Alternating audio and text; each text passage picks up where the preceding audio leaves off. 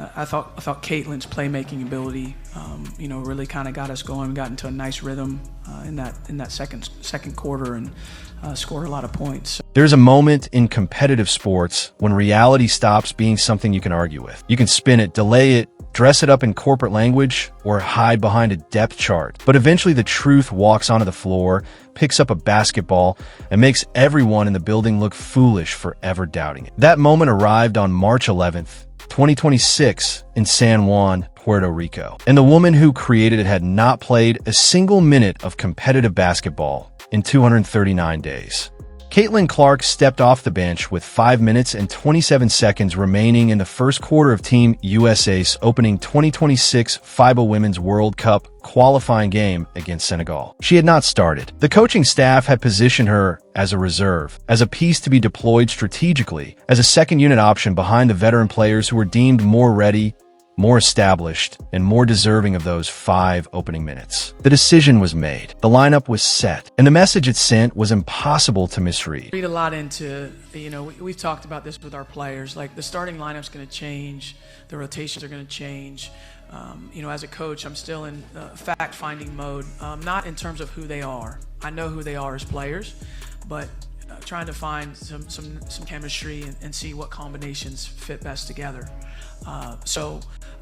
If you want to understand what happened next, you need to understand what was at stake before the opening tip. Right now, before we get into it, if this kind of unfiltered sports analysis is what you are here for, do us both a favor and hit that like button and subscribe. It genuinely helps this content reach more people who want the real story, not the sanitized version. Now, let us get into it. Lawson, the head coach of Team USA, announced her starting lineup roughly 2 hours before tip-off. Chelsea Gray would run the point. Kalia Copper would play alongside her in the backcourt. Jackie Young, De'Erica Hamby, and Angel Reese would round out the 5. It is a lineup built on experience, physicality, and veteran familiarity. On paper, against a team like Senegal, it looked perfectly reasonable. But Caitlin Clark was not in it.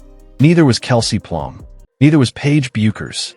Neither was Ryan Howard. 4 of the most dangerous offensive players on the entire Team USA roster were all sitting on the bench for the opening minutes of an internationally televised qualifying game that TNT Sports had specifically purchased the broadcast rights to show. The reason TNT Sports wrote that check, the reason international audiences tuned in, the reason social media was buzzing 24 hours before tip-off. Bruh.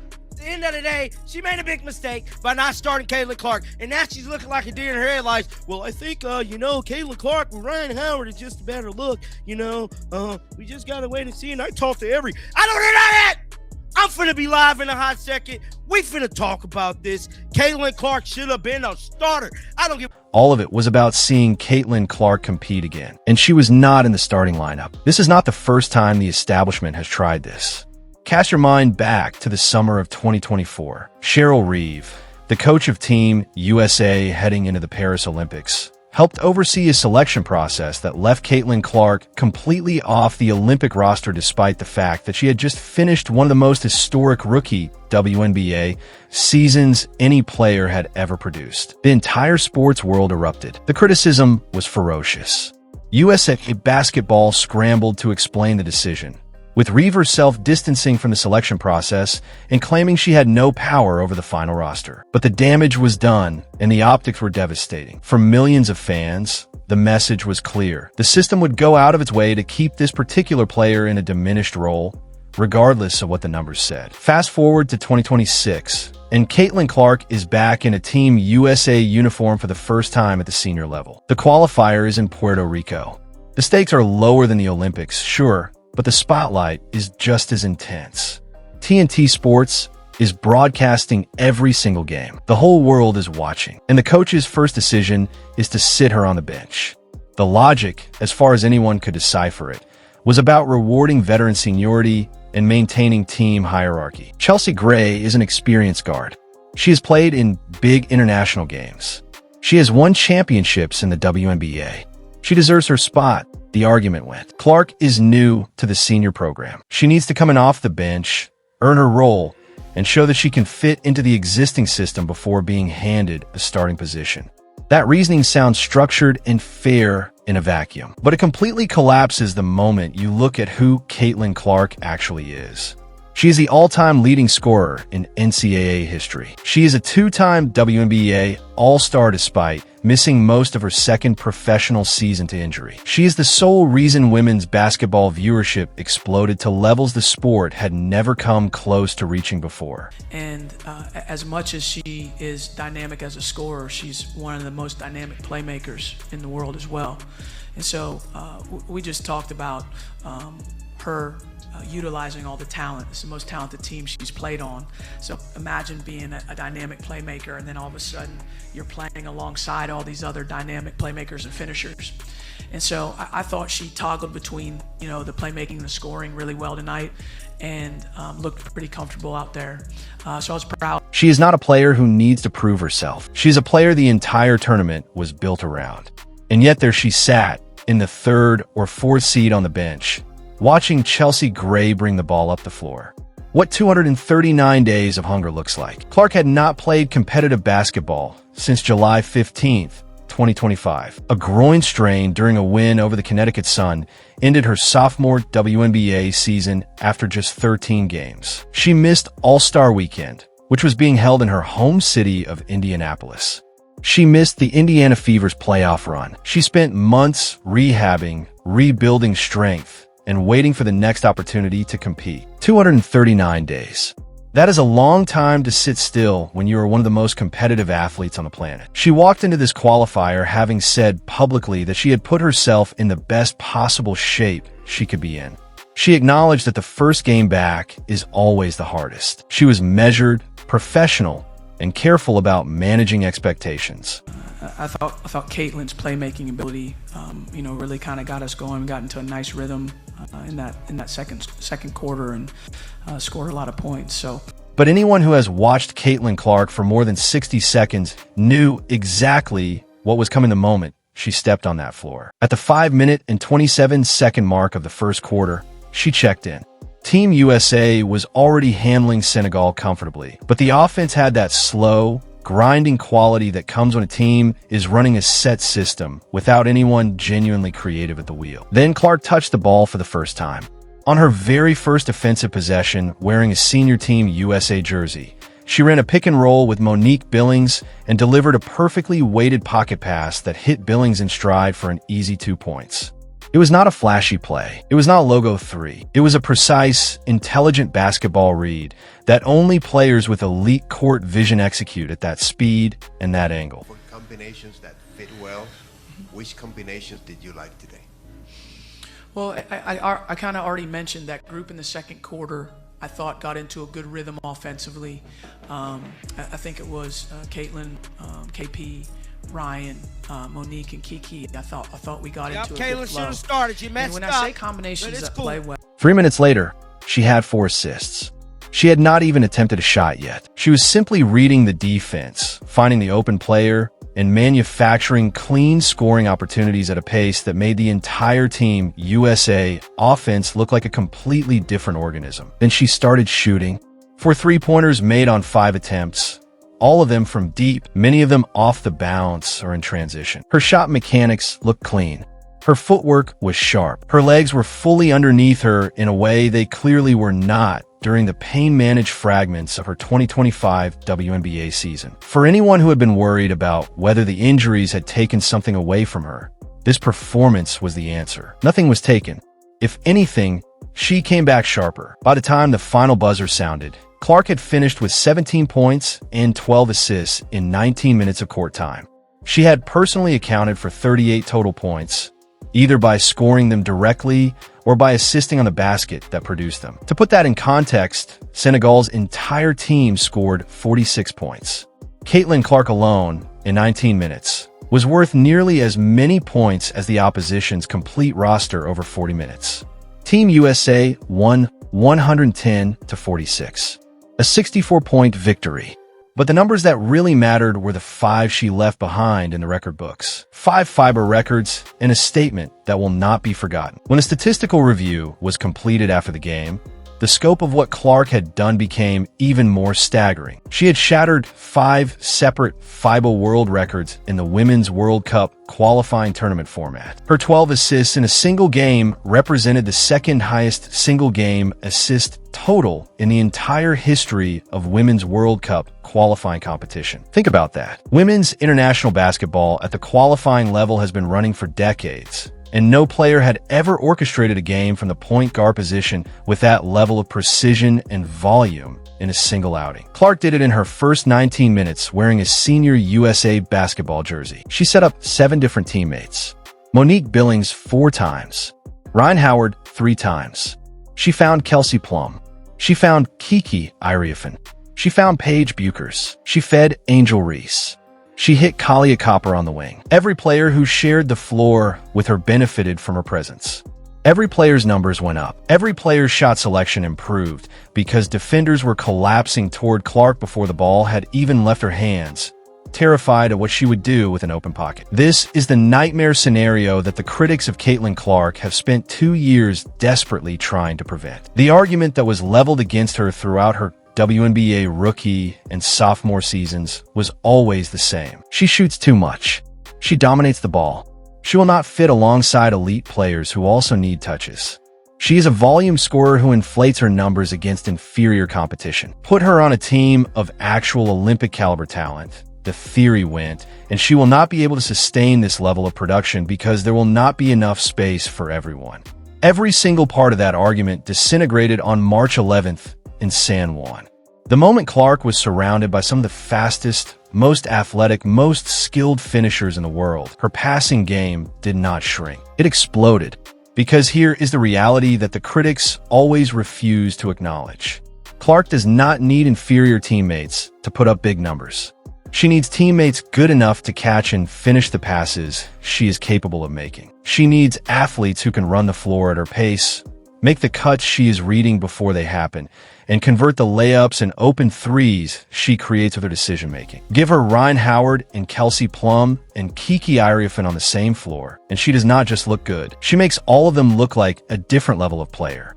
When Kara Lawson sat down in front of the international media after the game, the energy in that room was palpable. Every reporter in the building knew what they had just witnessed. They knew the story. They knew the questions that needed to be asked, and they knew that the head coach of Team USA was going to have to answer for a starting lineup decision that had already become the biggest talking point in women's basketball worldwide. Lawson is an intelligent, well-spoken coach. She does not panic. She does not ramble. But the first question about her substitution patterns and the decision to hold Clark for the second unit put her in a position with no comfortable exit. She admitted it plainly. She said that she thought Caitlin's playmaking ability really kind of got them going. She said the team got into a nice rhythm in that second quarter and scored a lot of points. That is the head coach of Team USA telling the assembled global media that her team did not function at an elite level until the player she chose not to start was on the floor running the offense. Read that sentence again carefully. This is not a reporter's interpretation. This is not a fan's emotional reaction. This is the coach of the team explicitly confirming that the offense was not rhythmic, was not flowing, and was not producing efficiently until the second quarter. And who was running the second quarter offense? Not the veteran starting lineup. Not Chelsea Gray. It was Caitlin Clark operating as the floor general. For 2 full years, one of the loudest criticisms hurled at Clark was that her game disrupted team chemistry, that she made talented teammates around her less effective, not more, that she needed to adapt to the existing system rather than the system being built around her. Kara Lawson, under oath in front of the international media, just completely and publicly destroyed that argument. She did not just praise Clark's scoring.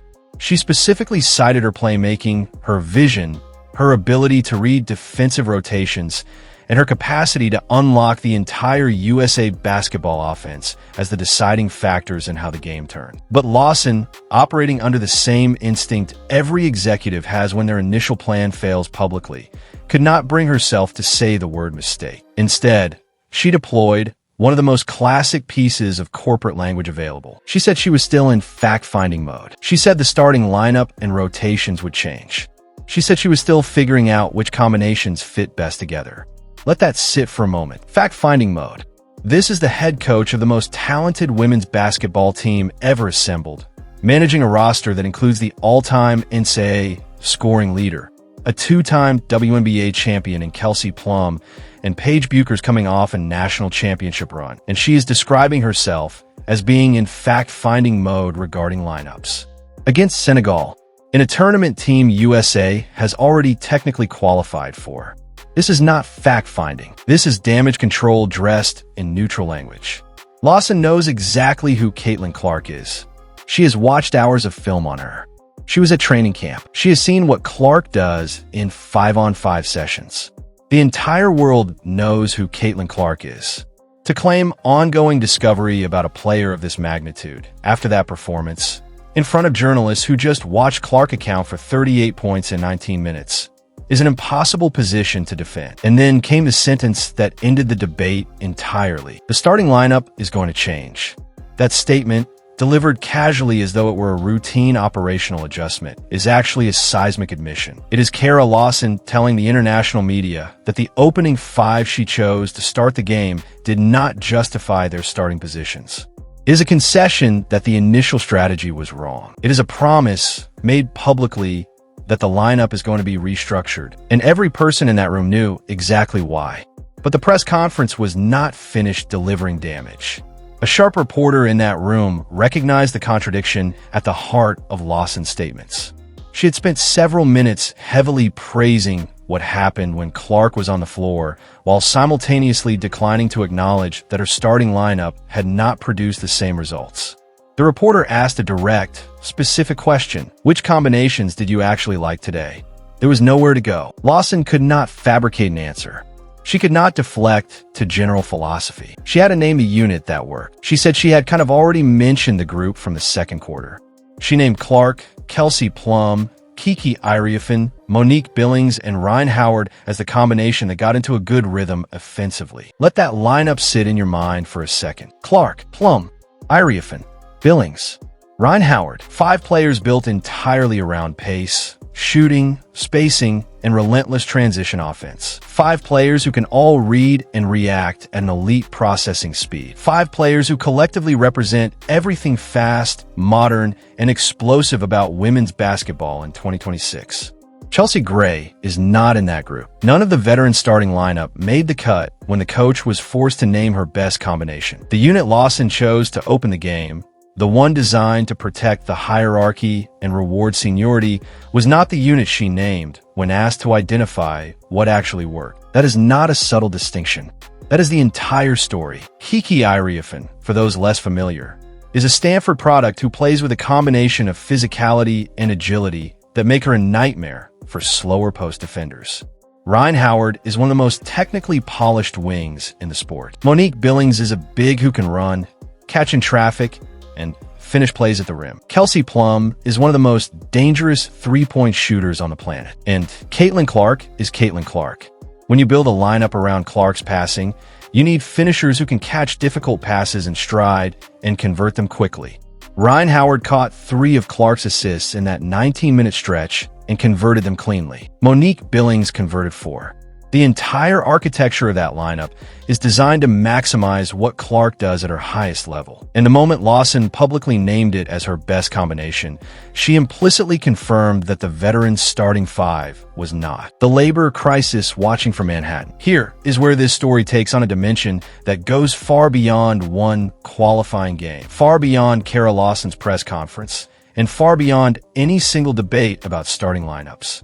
On March 10th, 2026, the WNBA's self-imposed deadline for a new collective bargaining agreement came and went without a deal. The league had warned publicly that if a term sheet was not agreed upon by that date, the 2026 season would be impacted. The deadline passed. No deal.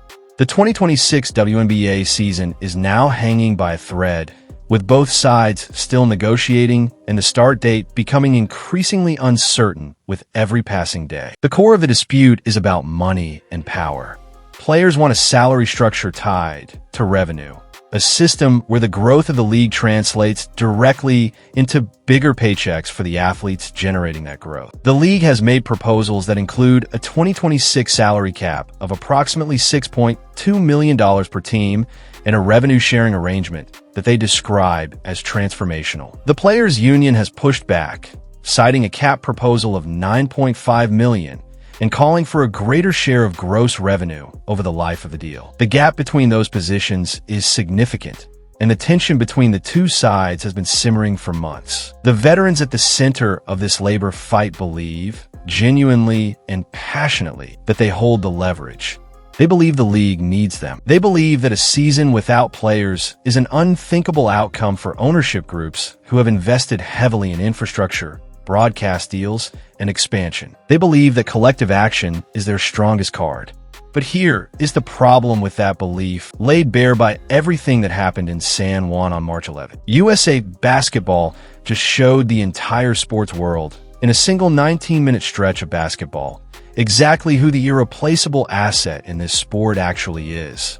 It is not the collective. It is not the veteran class as a group. It is one player. One player who, in her first competitive action in 239 days, accounted for 38 points, broke 5 FIBA records, and made a starting lineup full of decorated professionals look like a placeholder. The veterans can talk about leverage. They can point to championships and experience and contributions made before Caitlin Clark ever set foot in the WNBA. Those contributions are real and they deserve respect. But the economic reality of professional sports in 2026 is brutal and simple. The market has spoken. TNT Sports did not buy the broadcast rights to these qualifying games to show Chelsea Gray run a half-court offense. The viewers who tuned in by the millions did not open their apps and turn on their televisions to watch the veteran class protect its roster spots. They were there for one reason, and she was sitting on the bench for the first 5 minutes. The leverage calculation has shifted. The WNBA veterans sitting in that labor negotiation in Manhattan are watching USA Basketball discover in real time on international television that the only player who genuinely moves markets in women's basketball right now cannot be replaced by committee. That changes the dynamic of every conversation happening at that negotiating table, whether anyone wants to admit it or not. Kara Lawson now sits with one of the most uncomfortable decisions in recent women's basketball coaching history. If she keeps the veteran starting lineup intact through the rest of the FIBA qualifying tournament, she invites a flood of scrutiny every single time the offense stagnates or the team struggles to find its rhythm in opening minutes. Every slow first quarter will become evidence. Every stagnant possession without Clark will be replayed and dissected. The media already has the ammunition. She handed it to them at the press conference. If she promotes Clark to the starting lineup, which she has essentially already promised by saying the rotations will change, she officially signals to the world that the hierarchy has been restructured. She confirms that the veteran priority experiment failed. She sends every player in that locker room who has started ahead of Clark a message about their standing on this team. And she does it all in front of an international audience that is watching closely for exactly this moment. There is a version of this story where Lawson makes the right call, starts Clark, builds the offense around her extraordinary vision and shooting, and Team USA goes on a dominant run through the rest of the qualifying tournament. That version probably happens. That version almost certainly produces more highlight moments, more records, and more evidence that women's basketball is at a generational peak right now. But it will also serve as a permanent reminder of what the 2024 Olympic Games could have looked like. Cheryl Reeves' Team USA won gold in Paris. They were dominant. They were magnificent. Nobody is taking that away. But if Caitlin Clark had been on that Olympic roster alongside those elite finishers, playing at the pace she plays, distributing at the level she distributes, and knocking down threes at the rate she converts them in transition, what would those games have looked like? What would the assist totals have been? What would the margin of victory have looked like against some of those international opponents who managed to keep it competitive? We will never know. The decision was made, the roster was set, and that window closed. What we do know is this. On March 11th, 2026, in her first 19 minutes of senior team USA basketball, Caitlin Clark accounted for more points than most international teams score in an entire game. She broke 5 world records. She set up 7 different teammates. She reminded every scout, every coach, every rival national program, and every labor negotiator in Manhattan exactly why women's basketball is where it is right now. The old guard has one more play left. They can keep arguing about seniority, about dues being paid, about chemistry and process, and finding the right combinations. Kara Lawson even gave them a lifeline with the fact-finding language. There is one more rotation left to protect, one more press conference to navigate. But the free market does not wait for politics to catch up. It does not pause for feelings. It does not honor legacy at the expense of performance. And the scoreboard in San Juan was as honest as a scoreboard ever gets. The establishment is not cornered because of what a fan said online. It is not cornered because of a viral clip or a social media argument. It is cornered because the head coach of Team USA stood in front of the international media and, when pressed, could only name one lineup that actually worked, and Caitlin Clark was running it. History is not patient. Greatness does not wait for permission. And the only real question left is whether the people in charge of women's basketball will stop getting in its way before it moves on without them. Drop a comment right now and tell me what you think. Was Kara Lawson's decision to bench Caitlin Clark a politically motivated one, designed to protect the veteran hierarchy one last time? Or do you believe it was a genuine strategic call that just backfired on the biggest possible stage? And now that Lawson has publicly committed to changing the starting lineup, what does Team USA's best five actually look like when Clark is given the keys from the opening tip? I want to hear your take. Comment your answer below, and while you are here, hit that subscribe button and turn on notifications. Every single day, there is a new story in this sport, and we are not interested in covering the surface level version. We go deeper, we stay sharper, and we do not stop until the full picture is on the table. Subscribe, hit the bell, and we will see you in the next one.